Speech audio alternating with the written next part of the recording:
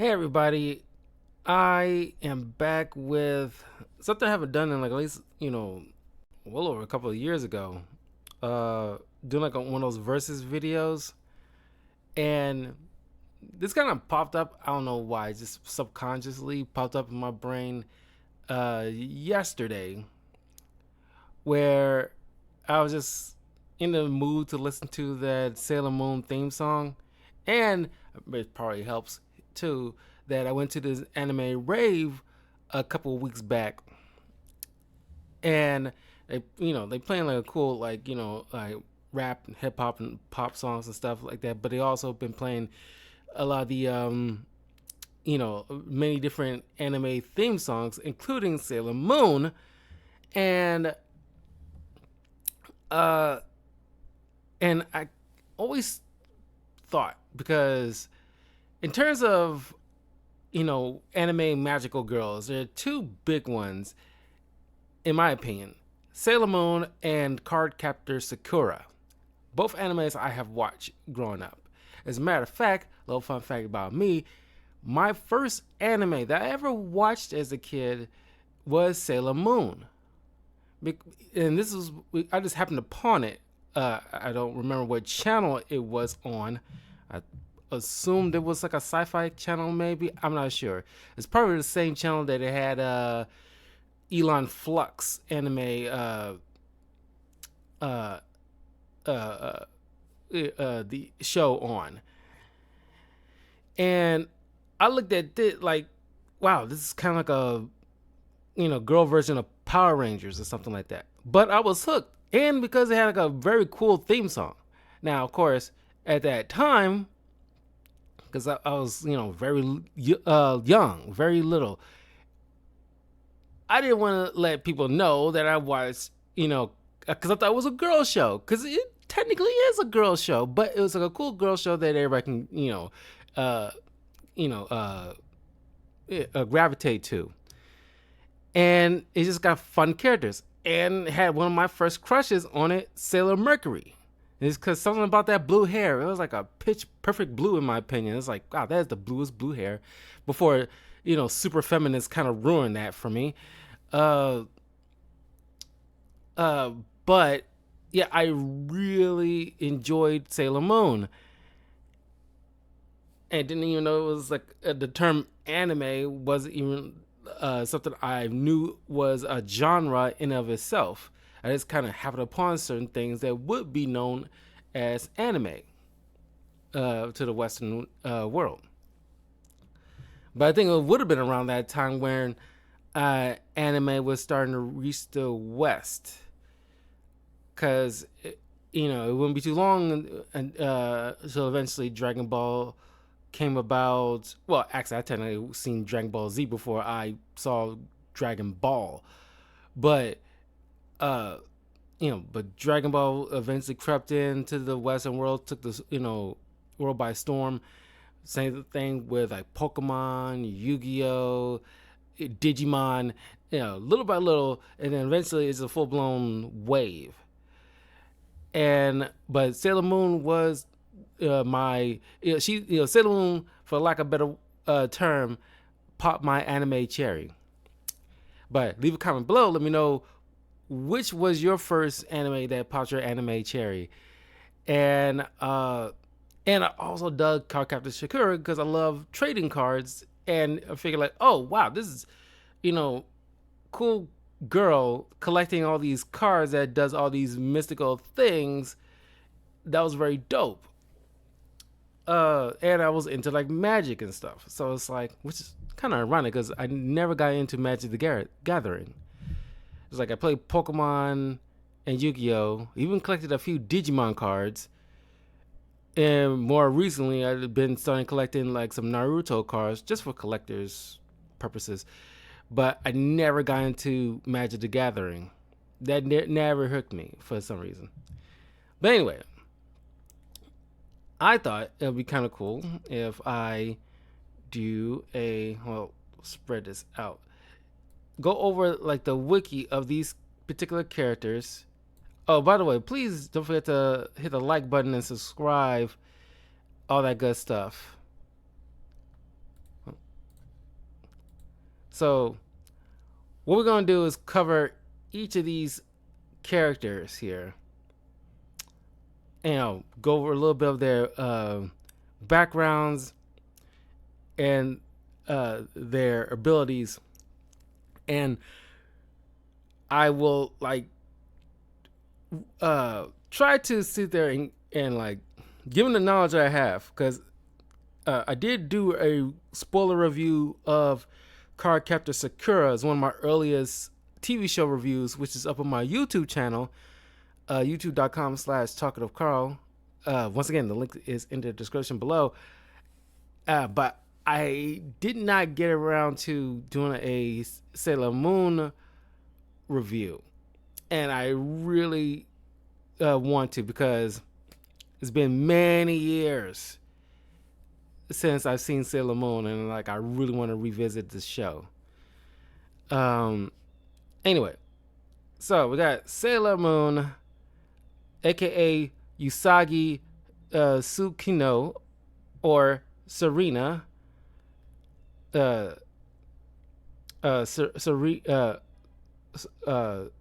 Serena Moon, or Saria Moon, alias Sailor Moon, Super Sailor Moon, Eternal Sailor Moon, Princess Serenity, Neo Queen Serenity. And it's gonna be some spoilers here, just so you guys know. But I highly recommend Sailor Moon and Card Captor Sakura for you guys to check out. And let me know which member of the Sailor Scouts is your favorite, because personally, I dug Sailor Mercury, and then Sailor Moon would have been the second favorite to me. And in fact, eventually, the Sailor Guardians eventually get like some extra members, two of which, well, at least internationally, we know them to be girlfriend and girlfriend lesbians. But at that time when it came out, because the Western world, at least at that time in America, didn't okay the idea of having like same-sex relations on TV, even though we all knew. It didn't really, it was kind of obvious. But that was, at least in my mind, the first, lesbians in a quote unquote cartoon that I've seen personally. But even though they didn't the dub version kind of had like, not innuendos, but just like very like, it's obvious, but they didn't make it blatant. All right, residency Azabu, Japan, Minato-ku, Tokyo, Japan. Schools, Juban Public Middle School and Juban High School. Occupation, student, Sailor Guardian.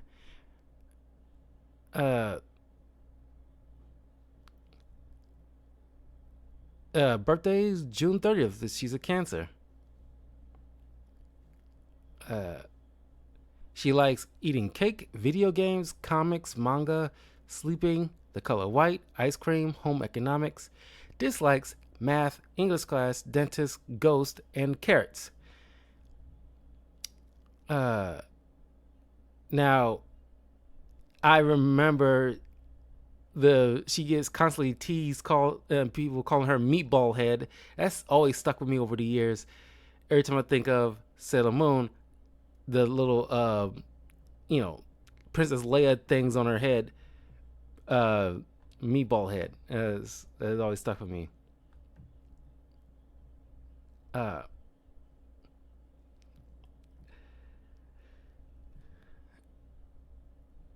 All right, let's go.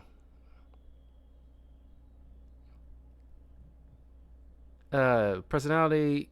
In the beginning, Usagi is seen to be a cheerful and mature girl. She cries easily and is often overtaken with emotion. She also displays an unwavering hope and sees good in her enemies that others may not. Usagi has a pure heart and is always there for everyone. She can be jealous at times, especially over Mamoru, but overall is a kind, strong, courageous girl. She stands up for what is right and believes everyone deserves love. And in matter of fact, these two ladies, because nowadays we've been inundated with this quote unquote girl boss, type of females in movies and TV shows. It's like Hollywood's trying to overcorrect or try to, lack for the better word, push some type of agenda to try to not to lessen the femininity of female characters in pop culture. But at least this, in terms of, at least when it comes to Japanese characters, and only some Western characters where they still stick to the criteria that you don't need a girl wearing pantsuits in order to show that she's serious or a hero. Or it's like Sailor Moon and Sakura is, still maintains their femininity, their girly girl attitude, but they can still kick ass. You don't have to, strip away the femininity about the, and the girly girl nature about female characters. They can, they still can have that. And that's what makes her so endearing. The fact that she's just, she's a girly girl. But when chips are down, she can step up and kick some butt. And it's like, Sailor Moon is awesome. She's an awesome character in her own right. And so is Sakura in her own right. And it kind of drives you nuts that, some people in the West kind of forgot that, or just too busy overcorrecting, or don't want to seem like they're objectifying or seem misogynistic because they worry about that bottom line and don't want to get boycotted or cry foul. It's like, it's so, the whole entire thing is turned upside down, and they need to reevaluate their priorities, honestly. Yusaki and her younger brother Shingo lived in Tokyo with their parents Kenji and Iku Tsukino. She led an average life in Tokyo Azabu, Japan, or Juban district, and attended middle school with her friends Naru, Umino, Yumiko, and Kuri. One morning she sleeps in, and as late for school, she accidentally steps on a black cat, Luna, while en route. To apologize, she kissed the cat and removed a bandage on her forehead and receives a scratch and strange look in response. It was not a good day at school. She tried to throw her test paper with a 30% grade away, but hit a high schooler, Mamoru Chiba, who tells her to study harder next time.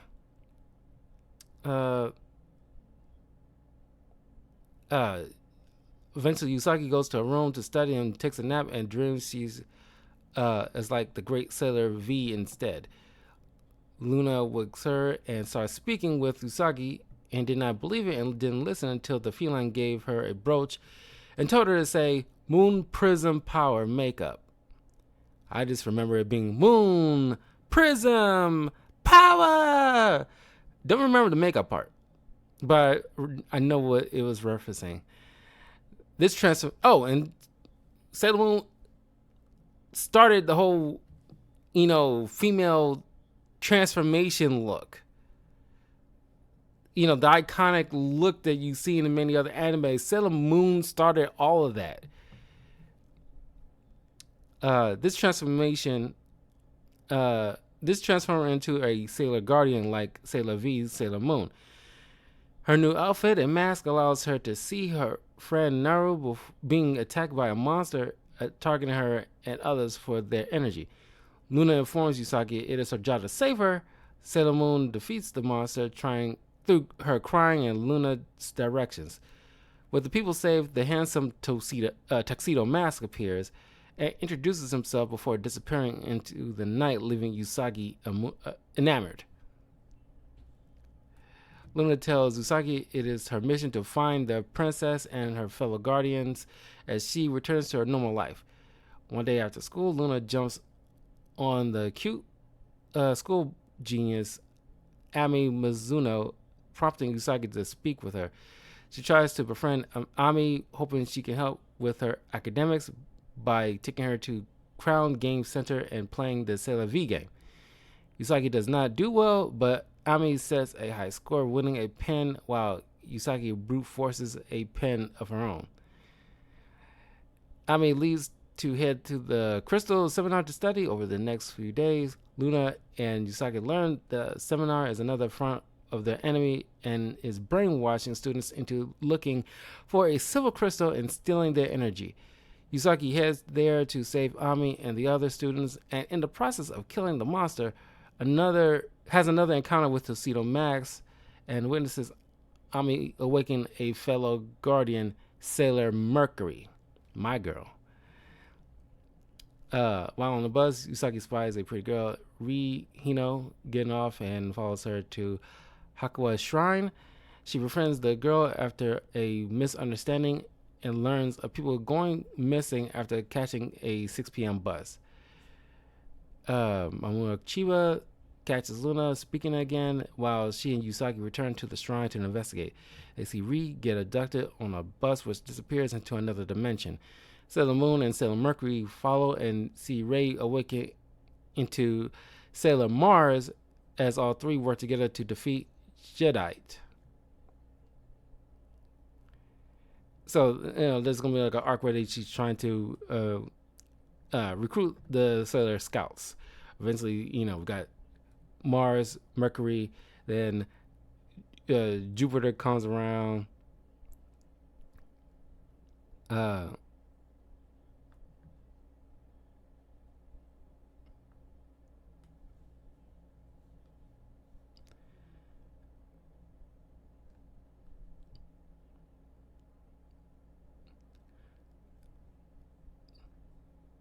So there's a lot here. I can't go through them all. So I'm going to go straight, because there's going to be a lot of spoilers anyway. But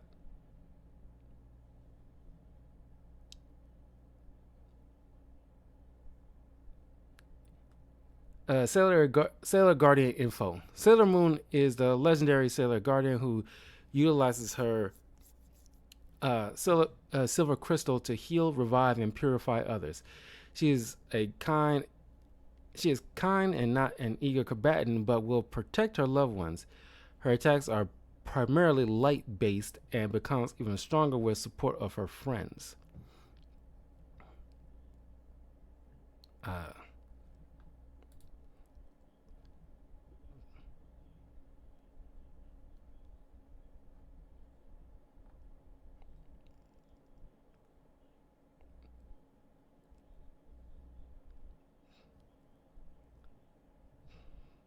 The Moon Prism power.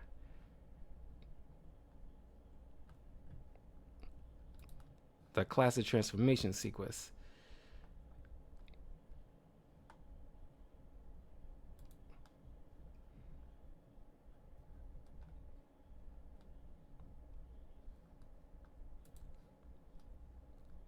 Okay.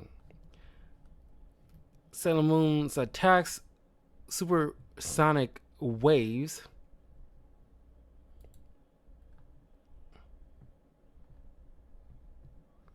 This attack was used twice in episode 1 and episode 153. Wow, only twice.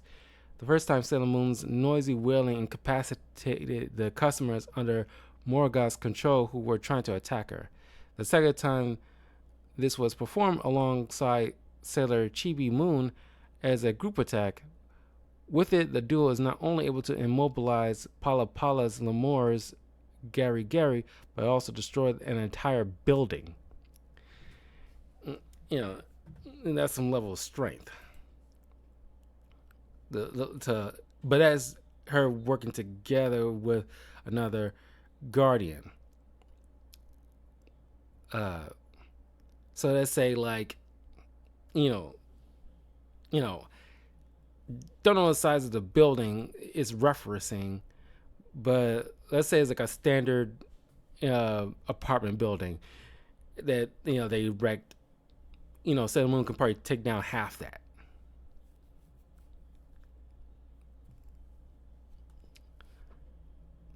Sailor Moon kick. Uh,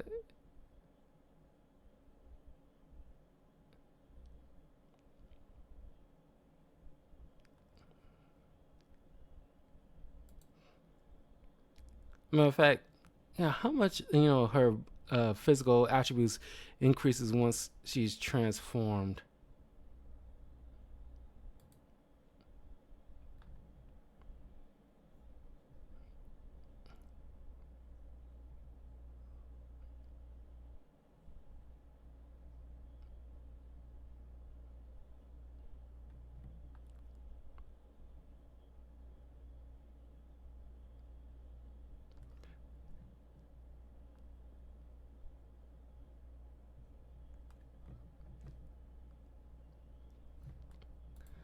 Okay, let's just go here. The Sailor Guardians.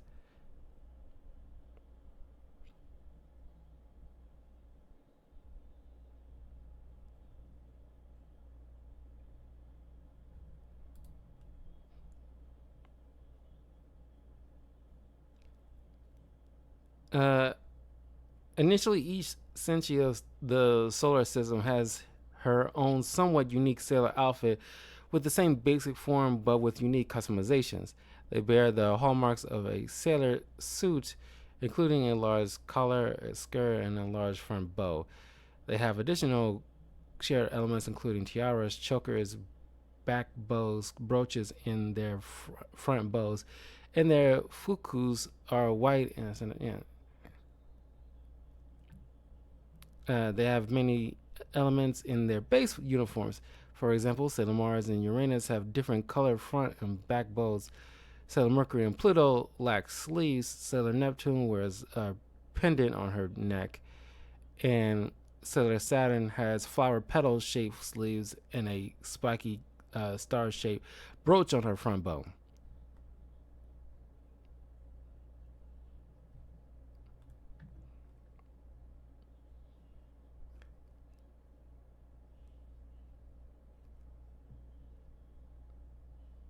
Uh, it's more so about the appearance.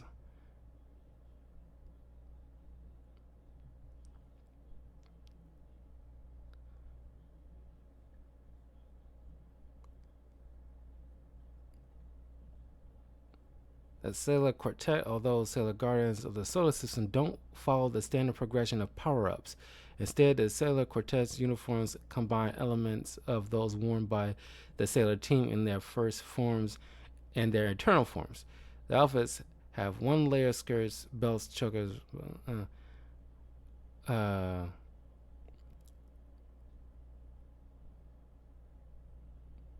Sailor Moon, whatever form she takes, always has a more elaborate costume than any of the others. Among other things, in her first form, she has hair ornaments. In the second, she has a multicolored skirt. And in her third, she gains wings and a three-layered skirt. She also gains minor individual power ups more frequently than any other character.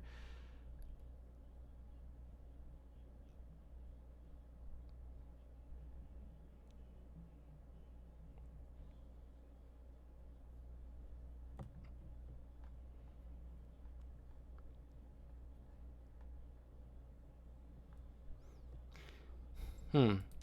So clearly there is a power up. I don't know. It's like the same way as like Power Rangers at all or something. That's what I'm trying to think. Is it something like that? Uh,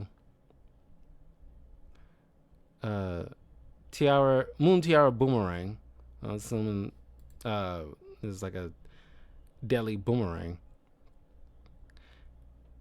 Uh, in the manga, Sailor Moon removes the tiara as if by magic and morphs it into a round frisbee shape and throws it at her opponent while yelling "Moon Tiara Frisbee." It is interesting to note that in the manga's frisbee form, the gem on the tiara becomes more sharp, like a diamond, and cuts on top of the tiara. She tried to use her attack on Cohen, but the enemy was able to use her firepower to deflect it. It's, it was very similar to her anime attack Moon Tiara action. However, unlike the anime version of the attack, in the manga the disc did not glow when it was thrown.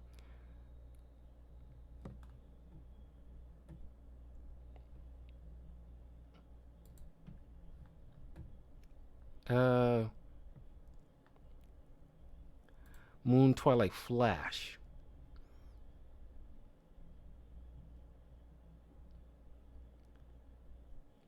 This attack was first used in Act 4 when Sailor Moon received a new tiara in place of the one which had burnt up while attacking Jadeite, and used its powers to destroy Nephri's shadow.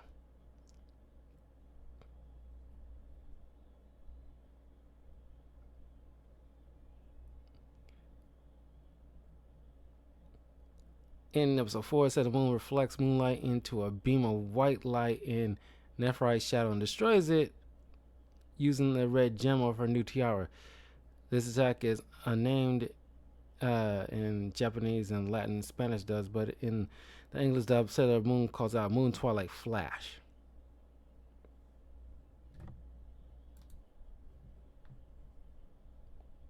Mm, Moon Healing Escalation.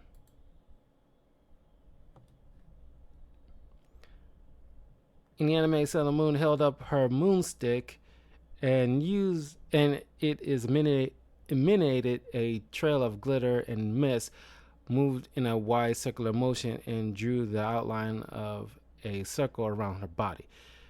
The Yuma then yelled refresh as it turned back into a human and collapses while the Yuma side of their host is destroyed. Once the silver crystal was revealed,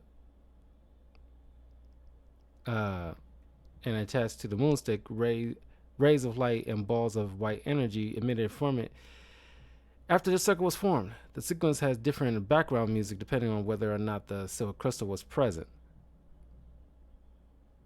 Uh, this attack was also used by Queen Serenity in episode 44 to cleanse the Dark Kingdom after Princess Serenity and Prince Edemaya excuse me, were killed. In the season finale, the attack was used against Super Barrel, although it had a different effect than usual. Here, it created a rainbow colored protective dome which shielded Usagi in her Princess Serenity form from Super Barrel's powers of darkness. She was eventually able to combine this with Moon Prism power, destroying Barrel. So pretty much like a protection spell or you know energy beam. Uh, Moon Princess Halation.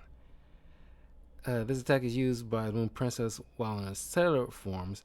The word halation refers to light spreading to surround something as if making a halo about it. Uh,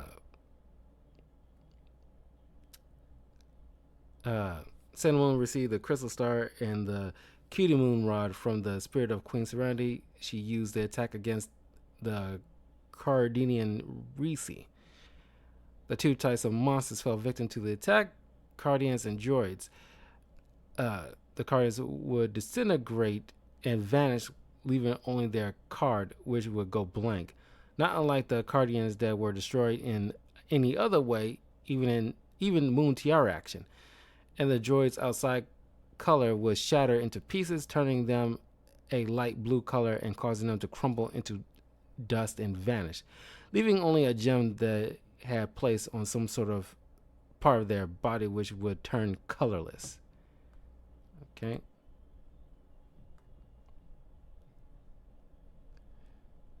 Uh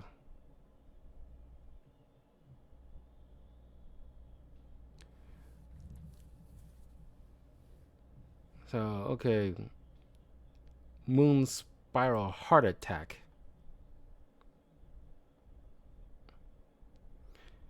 Sailor Moon will use this attack to destroy Diamond sent to Colonite.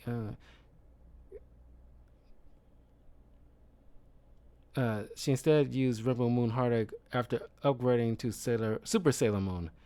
Like most attacks of the previous series, this attack was used in the next arc, but to no effect. Sailor Moon attempted to use it on Hawk's Eye in Sailor Moon Super S, but he blocked it easily. So not very effective of an attack when it has like. It's been at least a couple of attacks I've seen so far that really like the frisbee one It's like not very or boomerang one has been like and not successful of the attacks.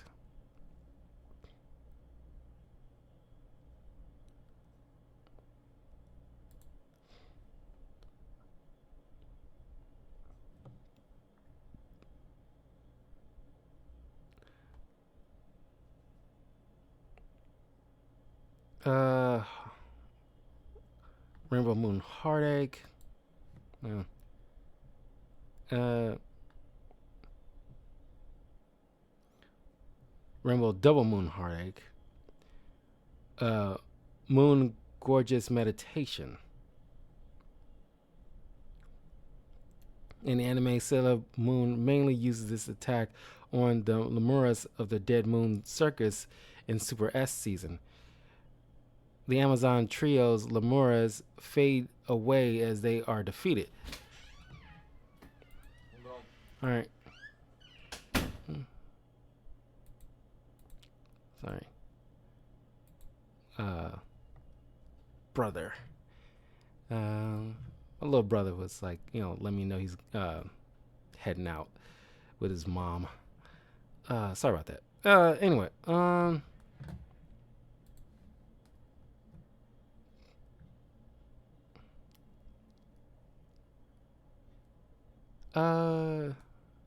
she can only use this attack when Super Sailor Chibi Moon uses Twinkle Yell to summon Pegasus. When then use the power of his golden horn to enable Super Sailor Moon to use its great power. In the movie, Super Sailor Moon performed this attack along with Sailor Chibi Moon in order to defeat Queen Bedane, which was strong enough to obliterate her black hole along with her. Phrasing? So this attack will rely on Chibi Moon. So ineffective on its own, apparently. Or at least less effective. Starlight Honeymoon Therapy Kiss. Very cutesy attacks, I gotta say. Sailor Moon finally taps into this power when all the Super Sailor Senshis lend their strength and abilities into Super Sailor Moon's brooch, evolving her into Eternal Sailor Moon form. It was used mainly to heal a phage and return it to their human form by using a healing command, which unleashes several blasts. When Sailor Moon used this attack in the anime, the Eternal Tiara appeared with a flash of pink light, then producing strings of rainbow-colored light from the crystal at the top of the tiara. It began to spin fast, and she appeared behind it, hands outstretched to guide the spinning tiara above her head.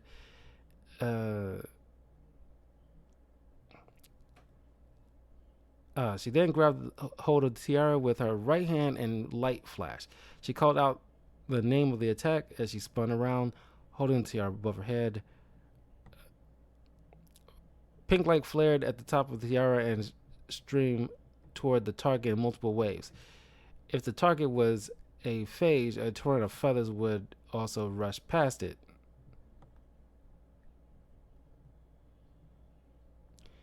It was used to offensively to destroy the Mirror Padre sent by Queen Helena.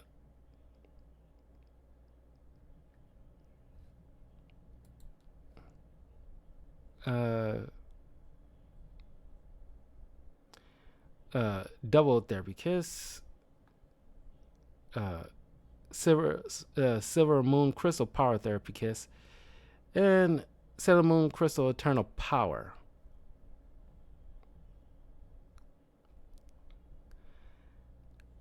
It uses the direct power of the Silver Crystal with the objective to cause that the Sailor crystals from inside the Galaxy Cauldron will fly out in all directions at chaos until it breaks apart.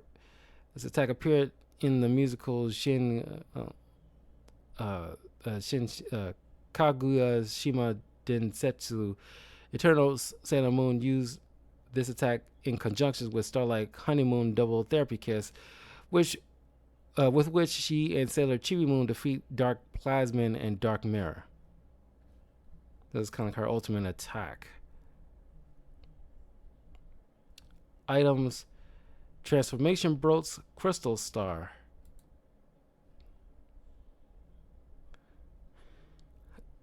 It was created when Usagi's broken transformation brooch merged with the silver crystal. Sailor Moon also uses the crystal star to heal the Ayakashi sisters with moon crystal power. It was also used to attempt to awaken Neo Queen Serenity from her slumber, but is unsuccessful.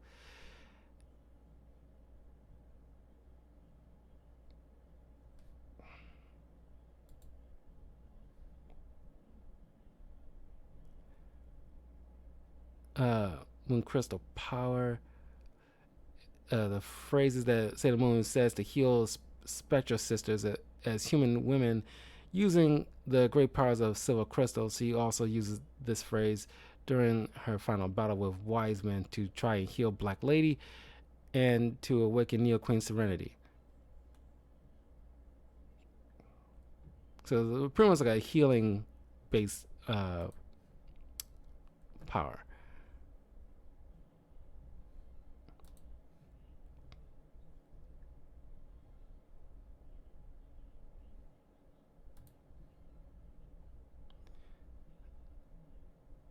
Transformation brooch.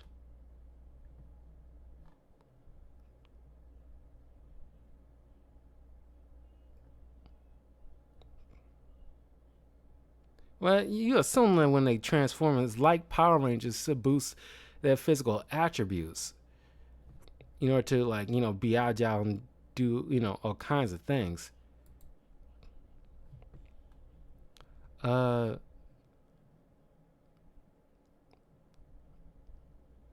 Cosmic Heart Compact. The brooch was shaped like a red heart with gold borders and a small crown-shaped indentation at the top. It uses to, help her do the transformation. The same thing with, like, Crisis Moon Compact. Eternal Moon Article. Another use for transformation. She has a lot of transformations, honestly. It's a lot.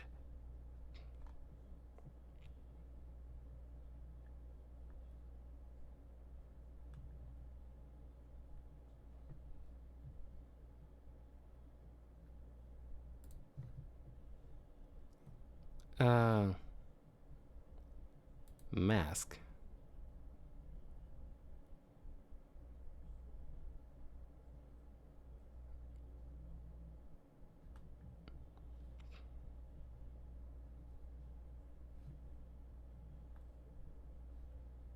Yeah, I remember that. It really was kind of weak.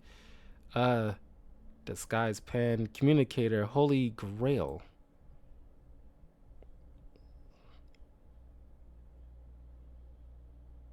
Yeah, I guess, offers her ability to use, like, the attacks Rainbow Moon Heartache, Double Moon Heartache.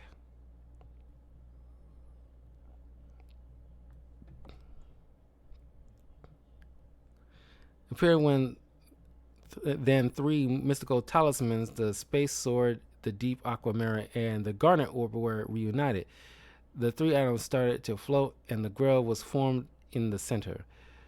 It allowed Sailor Moon to evolve into a much more powerful form, becoming a Super Sailor Moon.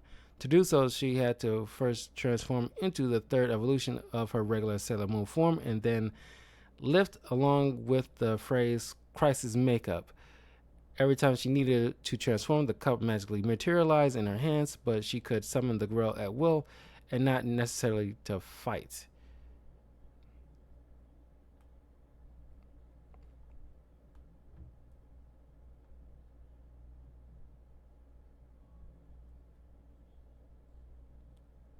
Also, she has the drinks from the Grail.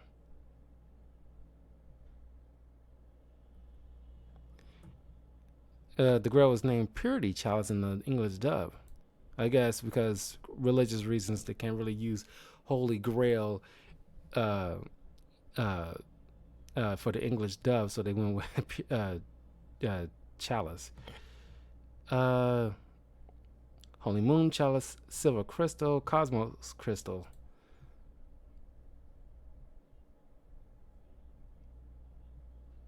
Uh,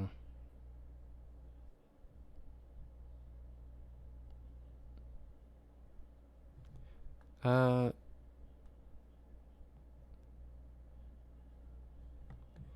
is a star seed.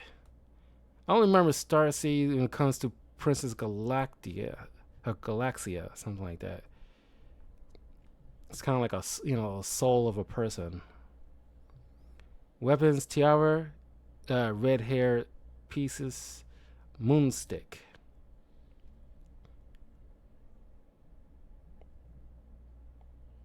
Allows her to use attacks, moon healing, escalation, moon prison power.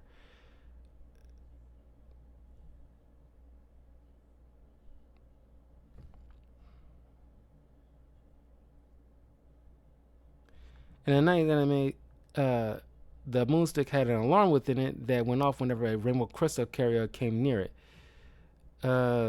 Sailor Moon also used attack to once again attempt to heal Edimon. However, his brainwashing could not be reverted, as he was infused with Queen Matilia's energy directly, and it showed no effect on him whatsoever.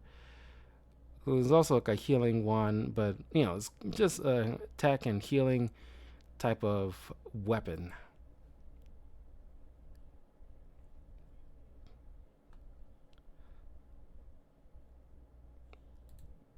Cutie Moon Rod. Used for healing and purifying evil forces, destroying enemies. So many of Sailor Moon's weapons is pretty much like there's quite a few offensive abilities, which is like freaking powerful, but primarily her stuff is very like defensive and healing. So she might have like very good uh, defensive and endurance capabilities, because like a lot of her stuff keeps her like very much in the game, along with these extra transformations. When her attack is devastating. It's just a couple of ways disintegrate foes. Uh, Spiral Heart Moonrod, destroying demons.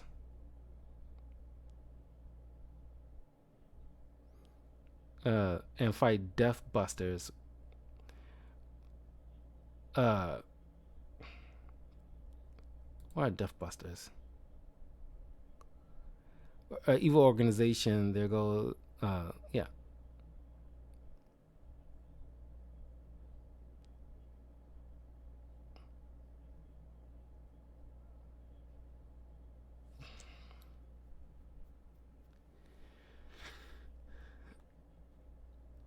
However, the talismans were sealed inside pure hearts. The talismans themselves, desired by Sailor Neptune and Uranus, Hotoro Tomoe, the reincarnation of Messiah of Silence, was eventually consciously awakened by the Holy Grail's appearance. Later, she consumed Chibisusa's pure heart crystal, awakening the Messiah of Silence within her. The five witches were all killed off by this point, and Uranus and Neptune fought Professor Tomoe, expelling the demon Germatoid from his body, but sparing him. So yeah, I mean, a lot of these attacks are very effective against demonic and cosmic threats. So yeah, that's another thing. Like Sailor Moon deals with a lot of cosmic and demonic threats primarily. It's on like a crazy, they have a crazy scale power. Uh,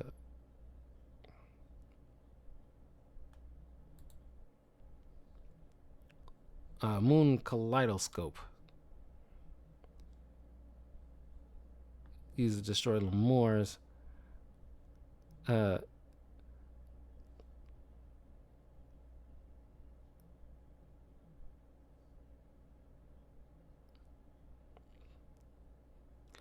with it, she and Sailor Moon both use an even stronger and more effective version, Moon Gorgeous meditation, to annihilate Queen Badane in her black dream hole in one single stroke. Which I'm assuming she's like a uber powerful villain. So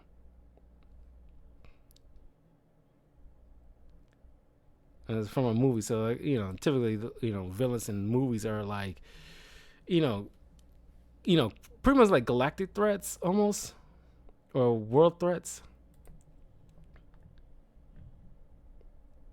Okay, I think we got enough with like Sailor Moon. Let's go with uh Card Captor Sakura. And Card Captor Sakura has an arsenal in her own right with these cards. Uh, and her primary threats are just supernatural or just like magic based villains for the most part.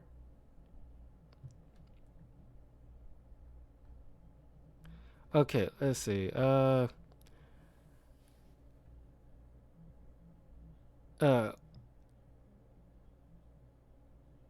Also known as Sakura-chan Kaiju. Birthday April 1st, season Aries. Uh, Residence Tomoda, Japan. Favorite flower, cherry blossom. Likes music and PE class. Pink and white colors, rabbits, rice omelets, and yakisoba fried noodles. Recipe for pancakes and chocho mints or choco mints. Dislikes mathematics, also ghosts, so they both afraid of ghosts. Uh, Konayaku, konjac jelly. Okay. Personality. Sakura is a very energetic and cheerful 10-year-old girl. So she's a little younger than Sailor Moon herself when she first started. She often comes across as naive, clumsy, dense, and clueless. However, she has her perceptive moments on occasion, and cheerfulness in one of her best qualities. It's one of her best qualities. She is a very athletic, being a member of her school's cheerleading squad, an excellent runner, a trait she inherited from her father. So she's a little bit more athletic than Sailor Moon, which I'm assuming, like as the years went on, she just got more good at when it comes to physical attributes. Probably just at base level, but with like magic probably enhanced a bit. Her invincible spell, everything will surely be all right, has carried her through innumerable trials and obstacles as she masters her magical skills. Her catchphrases is "hoe" or "ho," which is usually stretched and used whenever she is shocked or scared, even the slightest. She also frequently shouts "Kiro, no" when scolding Kiro. Oh, and Cardcaptor Sakura has an awesome theme song in their own right. Not as good as Sailor Moon, but still pretty fire. Earth, wind, shadow, wood, floor, thunder, power, sleep, car, captors of the clouds, split the unexpected now. Uh, uh, Sakura's optimistic and trustworthy character allows her to be friendly with everybody. She is very outgoing, and the entire series focuses on the friendships she creates with people, whether strangers, loose acquaintances, or rivals. In fact, her personality is a dominating factor in her relationships, especially with Siron Lee.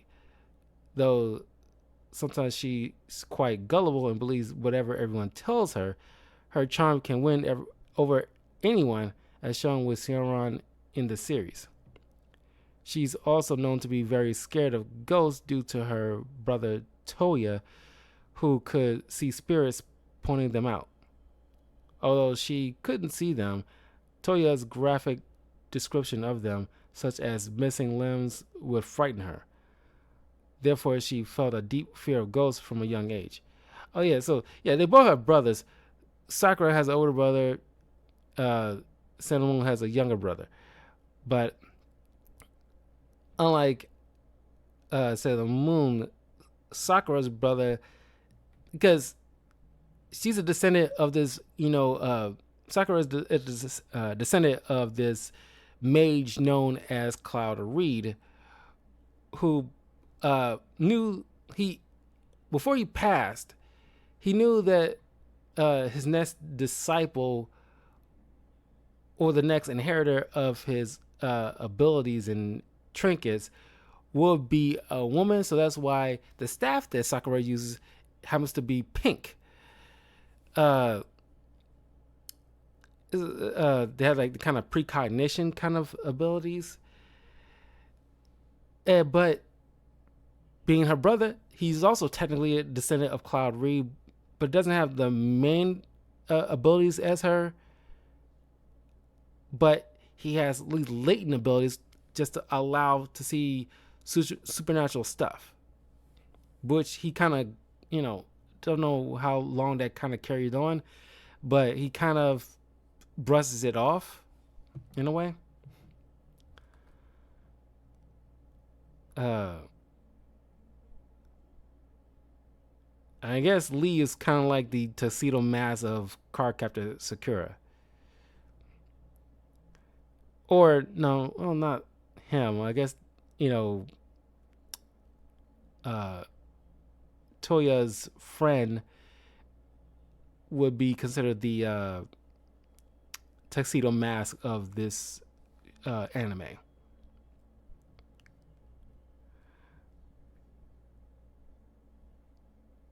Ironically, she has no fear of cloud cars as she knows what she's facing.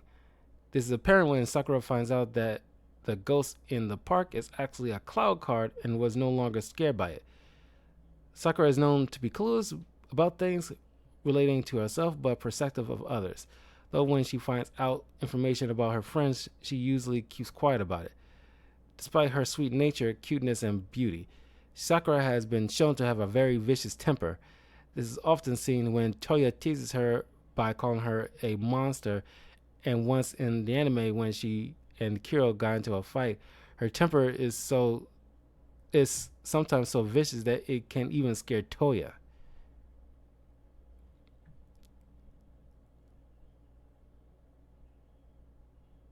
This is a family tree.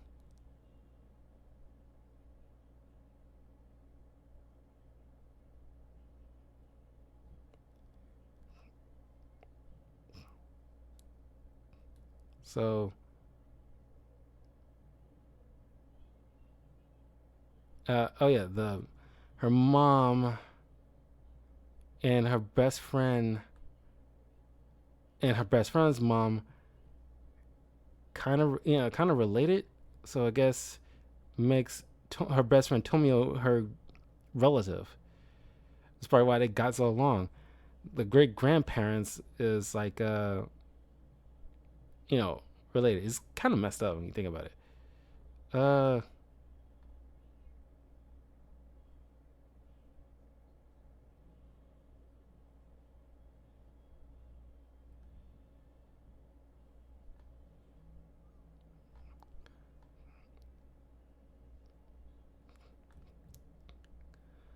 okay. Powers and abilities. After the final judgment, Cloud Reed tells her that her magic seems to be drawn from the power and ability of the stars, which may start small but are ever shining with their own brilliant light. Okawa and Nikoi stated about Sakura's heart like a starlet in the night sky. However, it should be noted that, like Cloud Reed's magic, Sakura's is a balance of sun and moon magic. Uh, Precognitive dream. Sakura is able to see future events through her dreams, including the final judgment and meeting various characters throughout the series. In the manga, Sakura dreams about the past, including the day Cloud Reed died. However, it may be that these dreams were due to Cloud's supremely powerful magic. It is noted that at the end of the manga that if she wishes, Sakura could see into the future.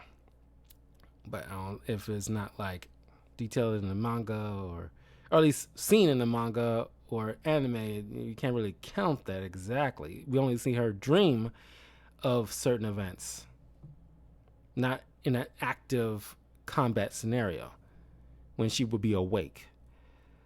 Magical and supernatural detection. During the series, Sakura learned to sense the presence of the cloud cards as well as the perceptive presence of spirits and powerful magical wielders like Iro. During the clear card arc, Sakura became able to see ghosts and spirits like her brother Tuya. So I guess you will be able to sense Sailor Moon because, well, I don't even know if you can say like Sailor Moon's abilities is magic, is seem more cosmic based. So I don't know if she will be able to actually sense her coming, kind of thing. Especially at least know when certain attacks is about to happen. Use of cloud cards. We'll get to that in a second because each one has their own magic based abilities, which are crazy strong. They kind of enhance her abilities. Mystical object creation. Sakura shows the ability to create new cards. The first example is the appearance of the nameless card, born of her feelings for Sioran in her clear card arc, which personally I never really was a fan of the clear card arc. It wasn't as like enjoyable as the cloud card arc, in my personal opinion. You may have a different opinion if you've seen the clear card arc. You can explain to me why like you like it, and maybe you can change my opinion. Sakura unconsciously creates the clear cards, new cards based on her thoughts that embody her supremely strong types of magic. Dream sharing. Since losing her Sakura cards, she has then subconsciously shared the exact same prophetic dream as her new best friend Akio. Incredible athletic skills. Very athletic, a strong stamina, agility, a member of the school's cheerleading team, one of the most gifted. In Clear Card arc, Sakura uses her athletic skills to catch the cards. Sealing Wand. Helps summon cloud cards, helps, defend herself.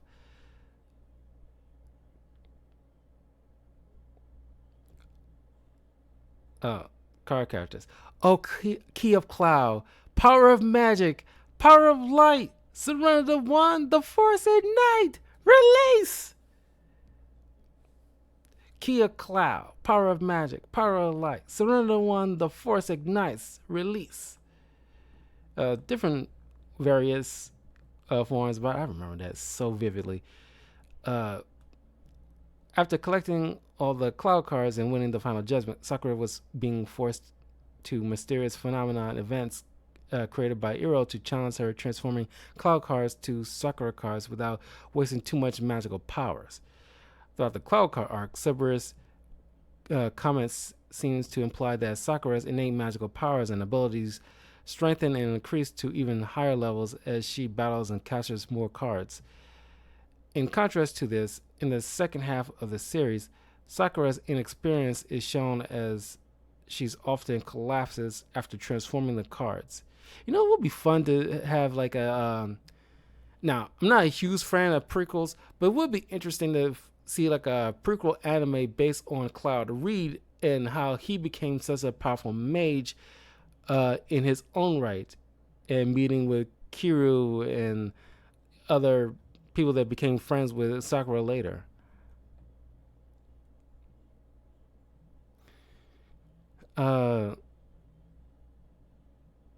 However, she becomes progressively proficient in transforming Cloud cards into Sakura cards. She becomes less tired and more aware of Cloud Reed's presence. During the last of Iroh's trials, she is able to transform the last remaining 8 cloud cards into Sakura cards at once. In the aftermath of the final battle, it is revealed that Cloud reincarnated into 2 people, the first being Sakura's father, the second being Iroh. Cloud designed it this way as to split his power to allow Sakura to become the strongest magician in the world, even greater than himself. So she's like pretty much like the Doctor Strange of this universe. The Sakura cards, increasing powers by Sakura transforming them in their appearance, received 5-point star symbol in their transform form. During the clear card arc, Sakura's magic power grows enormously without herself noticing it, being able to unconsciously create the clear cards as a manifestation of her thoughts and her magic each time. Iroh informed Siran Lee of Sakura's supremely powerful magic that great power will bring great unhappiness to its owner. Kind of butchered the Uncle Ben line, but whatever. In Sakura and Aqua's lullaby, Cerberus realized that her magic has gotten immensely stronger, strong enough to show the past and ability to only Cloud Reed and 3 other top level magicians were capable of. Until the end of the clear card arc, as a result of Sakura's staff of dreams influence on them, the Sakura card adopted the clear card's appearance and received 6-pointed star symbol in their transform form. Star One.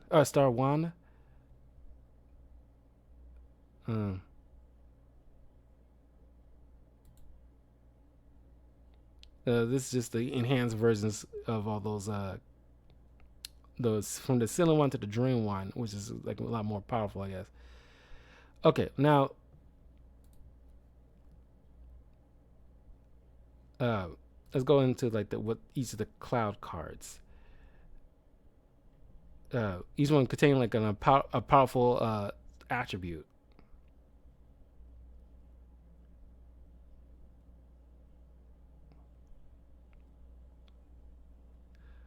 Okay, there's a lot of cards here.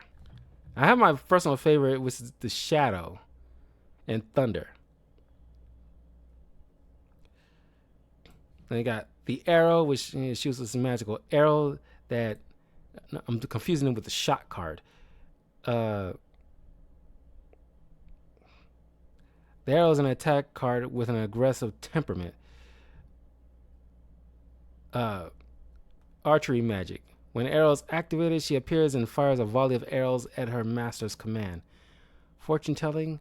All cloud cards have the ability to help their user predict the future. Their method of fortune telling is similar to that of tarot cards. The interpretation of the message the cloud cards relay depend on the magical power of the user.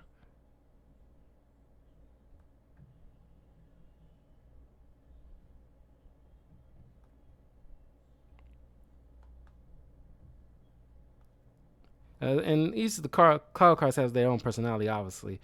The Arrow is an attack card with an aggressive temperament.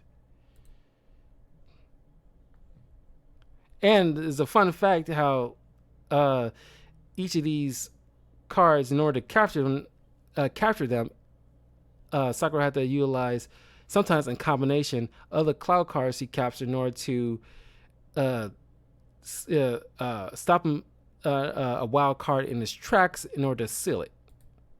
The big card.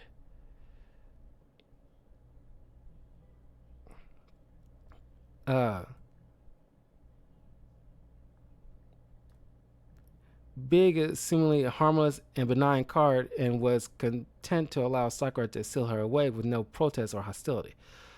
Although she is relatively gentle when freed, Big is not discriminate or inconspicuous with what she enlarges, and this can lead to problems. Growth magic.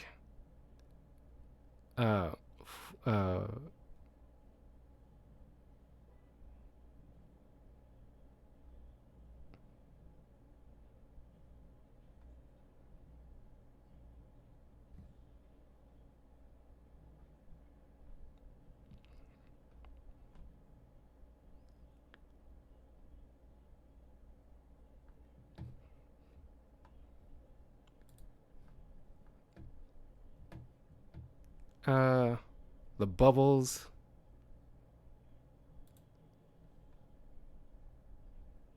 Bubble magic. Uh, it was to create massive soap bubbles. It was created specifically to wash surfers. Yeah, there's some benign cards like I doubt, like Sakura will actually use in combat like that. Uh, the change card.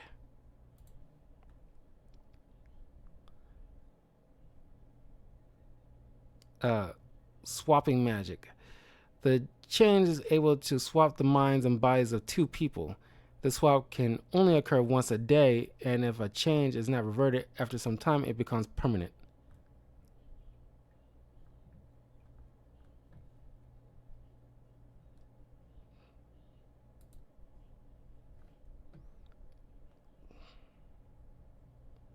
Cloud.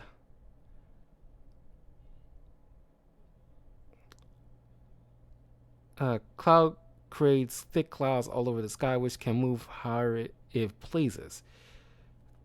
So it can use it in combination with rain, honestly. The create card. Creation magic.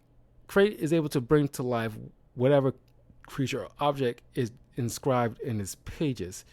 It is possible Create can provide its user with a creative inspiration as it glowed while Naoko wondered what to write next, but then suddenly seemed inspired.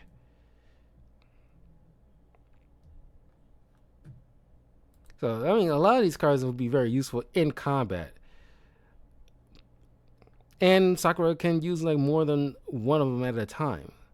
So she's not like reduced to having to uh, use a power once summon. The Dark.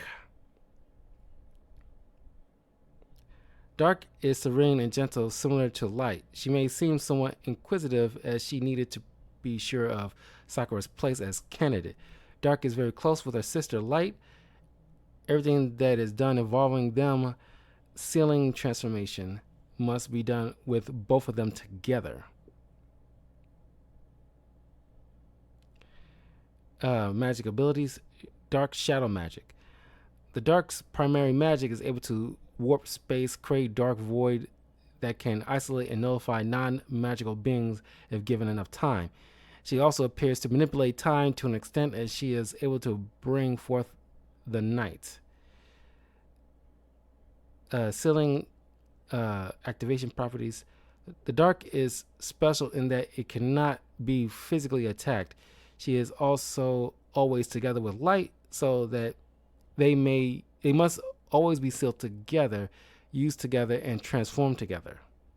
So if you want to use Light and Dark, you need both of them, those cards, in tandem with each other to be effective.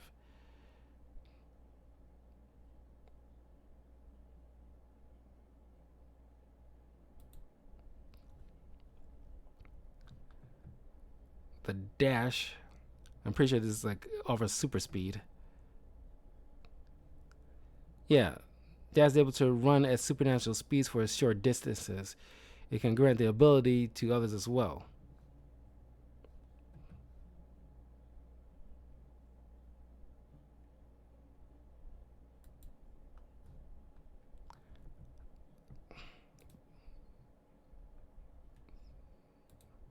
The Dream. Dream magic. Dream is able to make people dream their greatest desires or even tell them their fortune. She also provides prophetic visions for her master, showing them the future to come in their sleep. Like once again, it's very, you know, benign kind of stuff.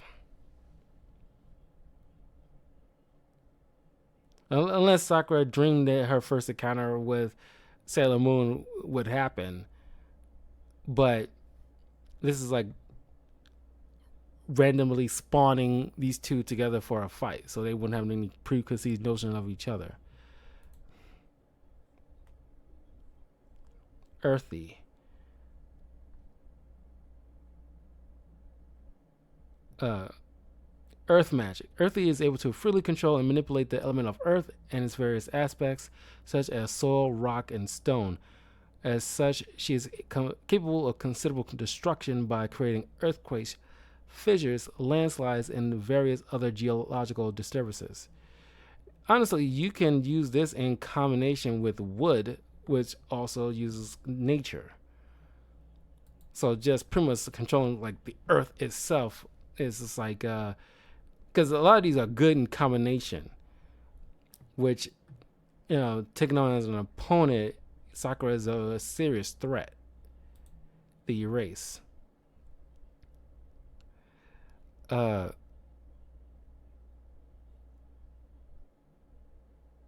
Erasure magic. Erase has the power to remove anything, even people, from existence. Anything that disappears by her power will be gone permanently if erased for too long. If her power is cut off, then whatever has disappeared will return. Erase also has the power to take away people's memories. So this is like a very like powerful ability because like Sakura can use erase to erase Sailor Moon, but given Sailor Moon's power, can she kind of come back from all that kind of stuff?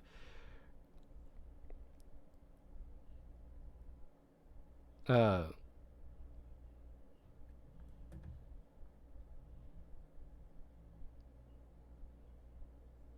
because he fought dark magic before, Sailor Moon fought dark magic before, because and a lot of her stuff is the very defensive stuff, and any kind. She fought like villains with dark magic before, uh, and with her healing one and stuff like that, could possibly counteract whatever erase or any many of these other like dark and other cloud cards that try to take her away in a void or something like that can probably shield her from that ability. It's possible. The fight card increases like fighting hand-to-hand combat stuff. Skill enhancement magic. Fight grants his master enhanced skills in martial arts. So, and that's another thing. Sailor Moon never shown any type of real skill at martial arts. Uh, sure, she has like kicking abilities and she probably be very agile, but she never really shown to be able to like throw fisticuffs like that.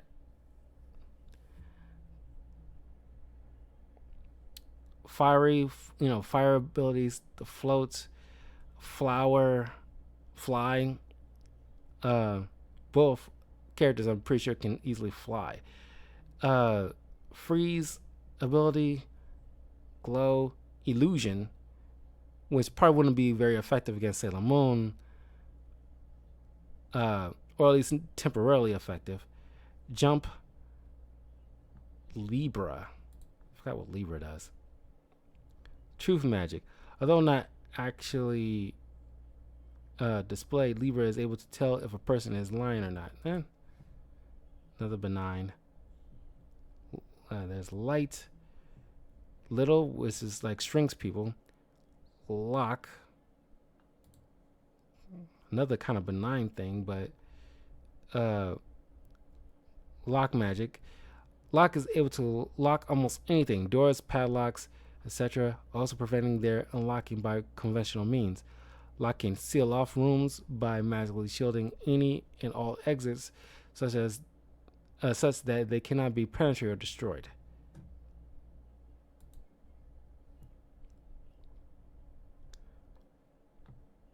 The loop. Spatial looping. Loop has the ability to manipulate space and connect and splice different locations. So you're going down like a road, like just seemingly one block, but then warps around and you back where you started from, kind of thing. That could be very effective with Sailor Moon. The maze, mirror, mist, the move, the nothing do. Nothing's presence and powers are vastly encompassing. She was able to detect Iroh's attempt to call and warn Sakura about the card, erasing the phone lines as a result. Despite her primary ability to make anything vanish and close everything exists, return to nothingness, she has other powers as well. She's able to control inanimate objects, making them mobile for a period of time, as seen when she used horses from the carousel to attack Sakura and company, teleport, and levitate. Oh, that's very useful. Mm. Power. Power is a very proud uh, and loves physical challenges. She also enjoys showing off her abilities and with feats of strength. So this is a strength increaser. Uh, Superhuman strength is the ability to grant this enhanced strength to her master. So strength in combination with fight, you could probably go toe to toe with someone like, on par with something like maybe like Superman levels, or at the very least, Captain Marvel, Shazam. The Return, the Sand, Shadow. This was my favorite one. I love Shadow. Shadow can control shadows of people and objects as its master's command. One of its characteristics is that it can touch others but cannot be touched itself unless done so by one with strong magic. Shadow tracing. Shadow is able to hunt down others by finding its way to their shadow. The Shield.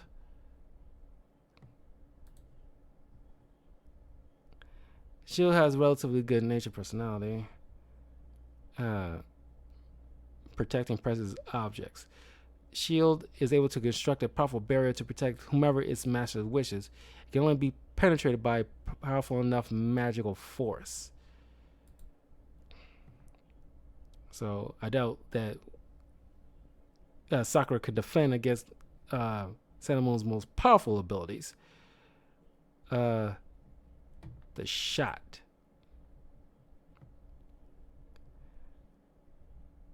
A shot can be activated simply by saying shoot or aim, even if the person calling it has no magical powers. At which point, it will target the person to whom the command is referring, attacking them relentlessly until either the target is destroyed or they are forced to return to their card form. In combination with the arrow, you can, put like Sailor Moon to work when she constantly trying to block or dodge barrage of shots that is tracking her. So she actually had to put like a strong defense. She has a very strong defense, so it's not like she hasn't had to deal with like a strong force like that before. Oh, this is another good one. Silent card. Mute magic. Silent has the ability to cut off the sound of any passerby's voice. Teleportation. Silent can magically transport the source of any noise away from herself, albeit only over short distances. Now, a lot of Sailor Moon's power relies on her calling out her attacks, which is a very anime thing to do. Silent cutting off her ability to speak could work, but the thing is, Sailor Moon can do things without the need to call it out. I remember it being done so before. Sleep. Putting anything to sleep, which effective, like, because obviously Sakura can use every one of these. One, focus on the ones that's very, very active. Because Libra and like Libra, Lock, Float, Dream, the Cloud, like Bubbles, they won't be very effective, and I doubt like Sakura actually actively use them in any way, something with against somebody like Sailor Moon. But man, once again, but like, would sleep be effective against somebody like Sailor Moon, or at least how long it will hold? Because Sailor Moon got like crazy magical, or at least cosmic defenses against, because Sailor Moon's gone through many adventures with various powerful enemies, uh, with galactic level powers that she had to put like a great defense, or overcome that in some capacity by a transformation. But then again, Sailor Moon, at least a few of her abilities required the aid of other Sailor Guardians to make them effective. But by herself, she is, very damaging. And here's the thing: Sakura went up against, threats herself, but most of the time has been trying to capture the cloud cards or clear cards. Which, by the way, I had to go through, so I'm gonna I'm nearly done here. So like, Sweet is gonna be useless. Song is useless. Uh, Snow and Storm Sword are very effective. The Through, I can't remember the Through card. Intangibility. Oh, okay. That's very useful when she's trying to, when on the defense, she can, let certain things pass through her. Thunder, when those element cards are very, stronger than the normal cloud cards. Thunder, but it's not like Sailor Moon having dealt with electricity before. Time is very effective. Twin, the voice, watery, wave, windy. This is one of Sakura's early go-tos to use.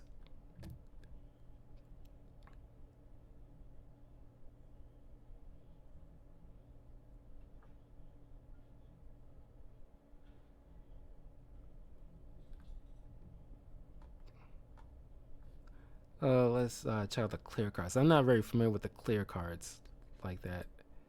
I know of them, but uh, from what I've seen, it's like, man, I never really a fan.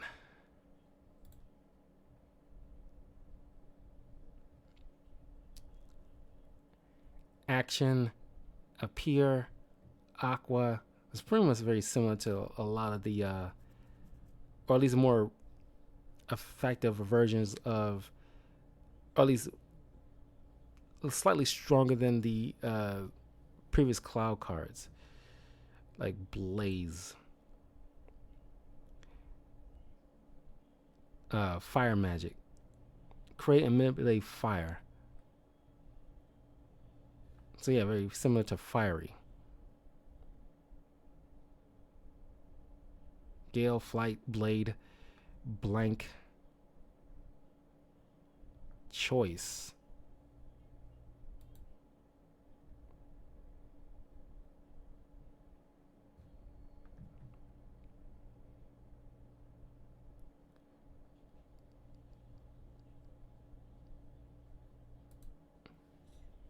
A lot of these are in the manga. Gravitation, can probably manipulate gravity, which is a very space level sci-fi thing. Labyrinth, similar to like Maze, I'm assuming. Mirage, probably similar to Illusion. Lucid. Invisibility.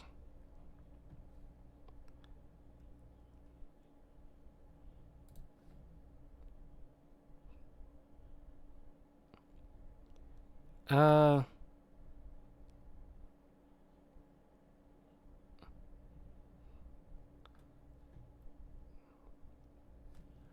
okay. It's time for me to make a decision here.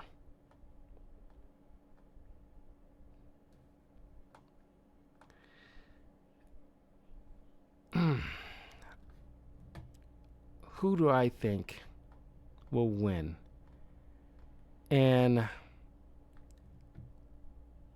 I put everything back here.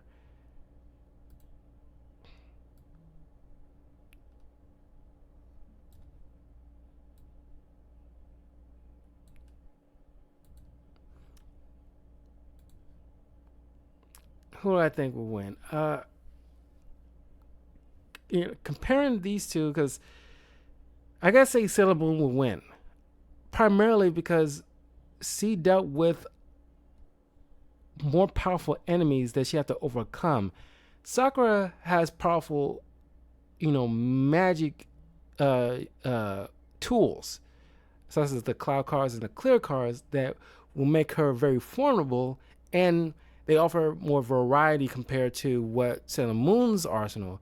But her arsenal is a lot stronger because, especially her transformations, Sakura doesn't have that many transformations beyond this, like going from cloud to clear and her upgraded wands. But Sakura never really dealt with. She dealt with powerful, because she had to seal the cards. They're the primary threat in the first arc. But she uh, dealt with at least a couple of villains and other magic-based users, but it wasn't really world-ending threat type of characters in a way. Uh, I want to say there wasn't a threat, but still, it's like compare that to somebody like Galaxia or these other, uh, you know, like the Lemurs and these other Queen Nahilian, Lanelia, Queen Nahilinia. Uh, it's just like that's really not a comparison. It's like, yeah, Sailor Moon will win. She's with the upgrades, with the threats that Sailor Moon overcame. Sure, most of them required her help with the other Sailor Scouts, but for the most part, she's dealt with threats by herself too. So yeah, I gotta say, Sailor Moon would beat, in terms of magical girls. Uh, Sailor Moon beats Sakura all day long. Sakura might put up a good fight, given like certain cards like Maze or Loop or Sleep might temporarily, or even Shadow and Light might temporarily, hold off Sailor Moon for a minute.